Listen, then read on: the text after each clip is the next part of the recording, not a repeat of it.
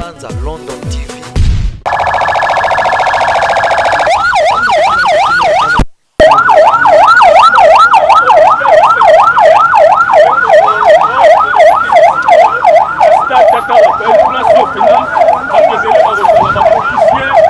Banza London TV. Keba. Yeah, Boni.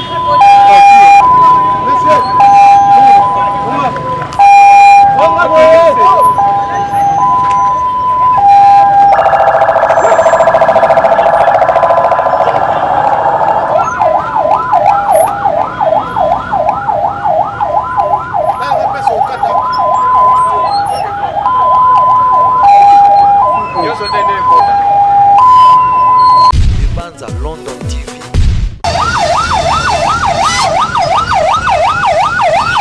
Voilà, toza manzela, cortège yango wana ezokende. Cortège yango wana ezokende.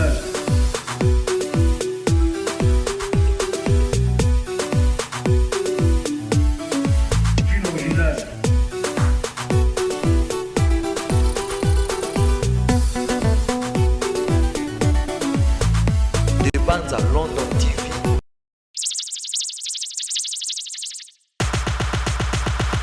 De Banza London TV avec des Bruno original.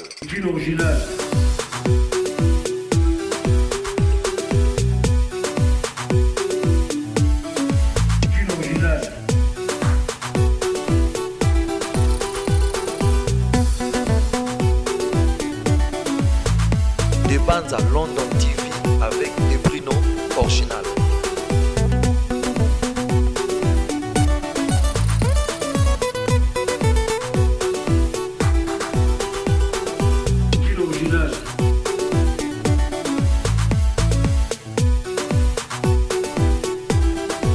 De Banza London TV avec des Bruno original.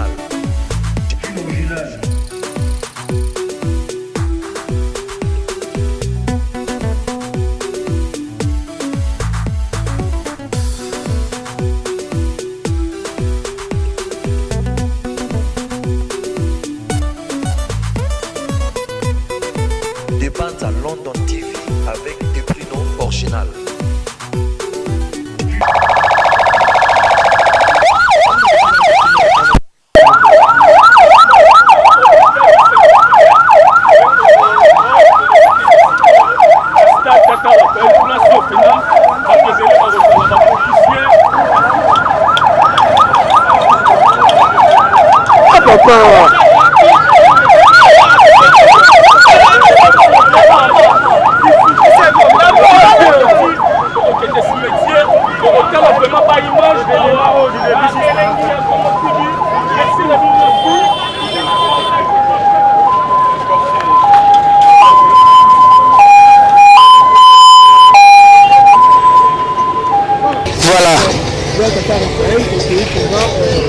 Nous avons accompagné corps, tout est fait à Tata Raphaël, place Wapi, et basé qui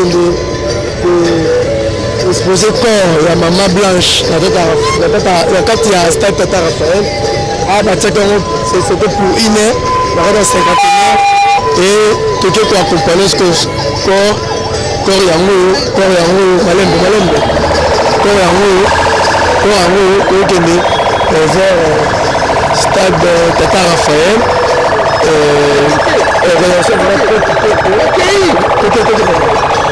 Par rapport à l'organisation, organisation pour les plutôt que ma place, sécurité aussi, les en place. Toujours que vous accompagner. Voilà. Nous avons accompagné corps, tout est vers Tata Raphaël, place Wapi, et basé qui exposé corps, la maman blanche, la carte il y a stade Tata Raphaël. Ah, bah c'était pour Iné, la rade à 50 ans, et tout est accompagné ce corps Yango, Malembe, corps Yango, vers stade Tata Raphaël.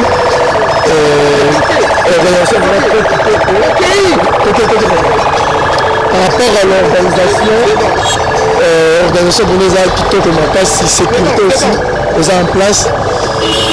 Toujours que vous accompagner.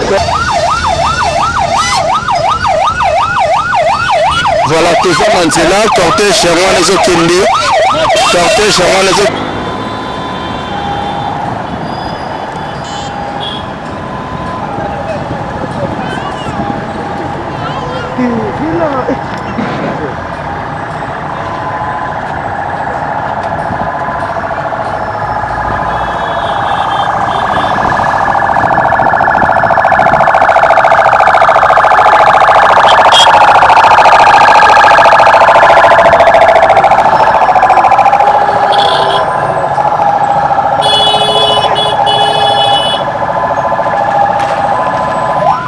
Voilà, corps yango corbillard au bosomona oyo eza na nzoto ya mama na biso oyo tozolela kongo mobimba mawa na mitema corps eza awa ke bandeko corps eza awa na kati ya corbillard yango corbillard central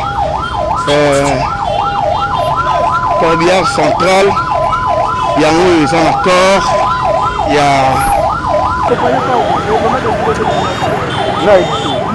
na pacha oya bapesi ya instruction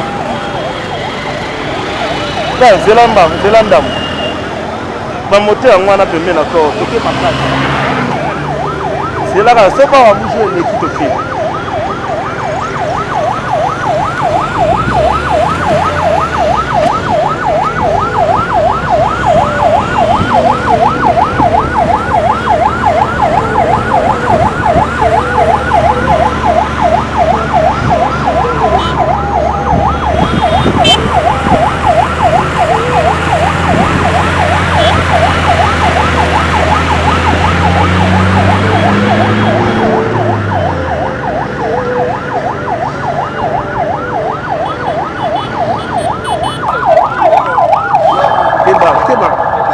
Boni.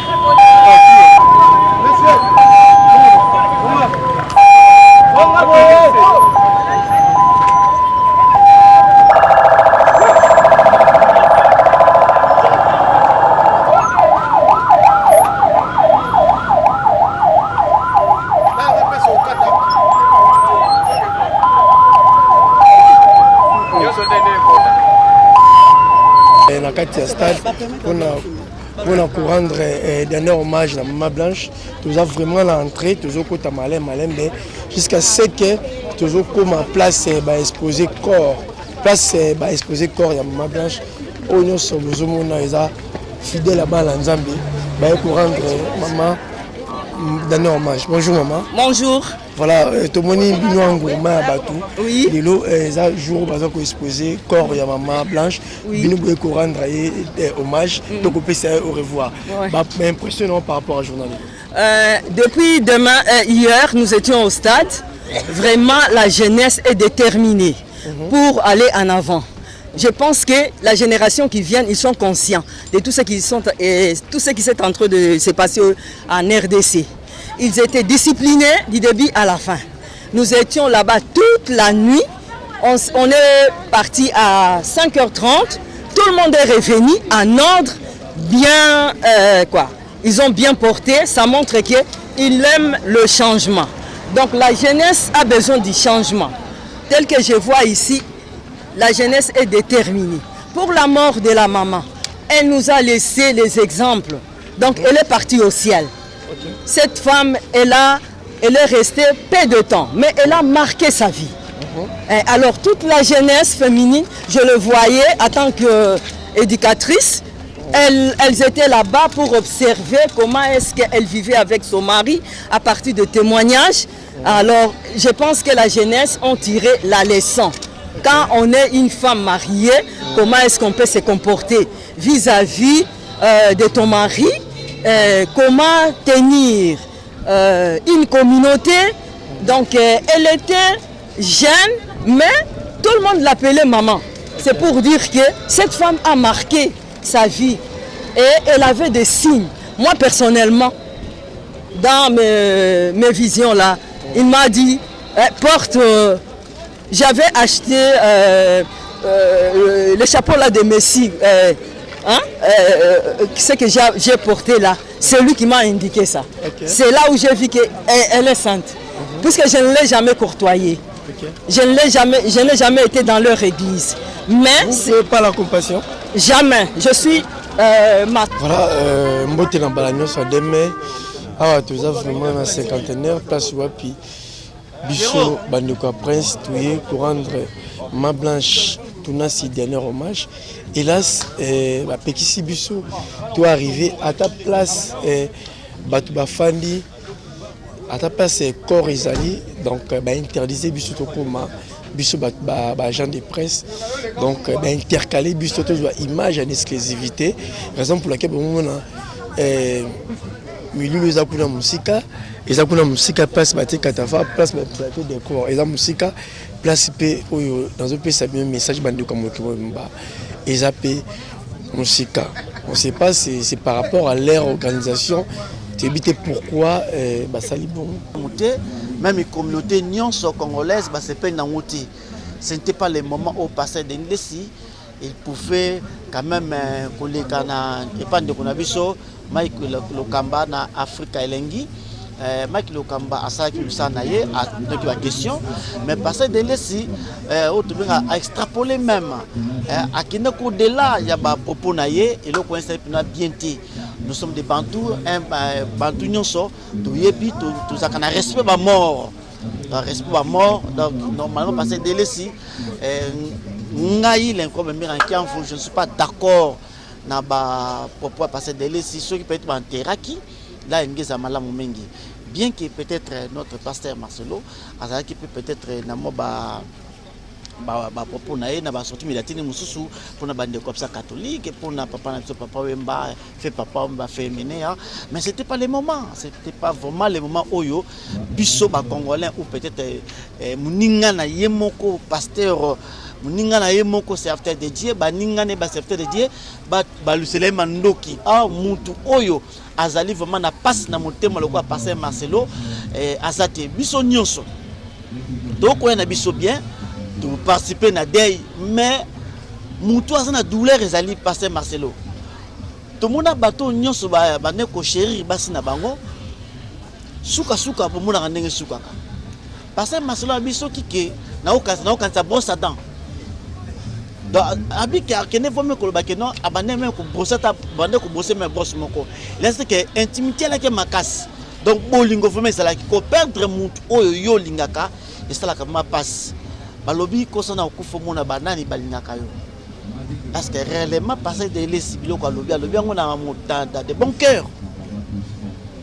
Alors de bon cœur ou peut-être elle gagne peut-être à zongi selaye manduki ou peut-être asala ba bes na inenga mesana.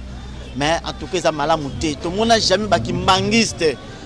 Bakimbangiste, comme ça, kimbangiste, jamais au monde entre bango la on pasteur, pas potana. Tout le monde n'a pas jamais communauté moi comme catholique, basa la yango. Voilà, en tout cas, tous alliés on a tout connaît toujours pour peut savoir nos informations to kati pour na tozong la bino à la prochaine.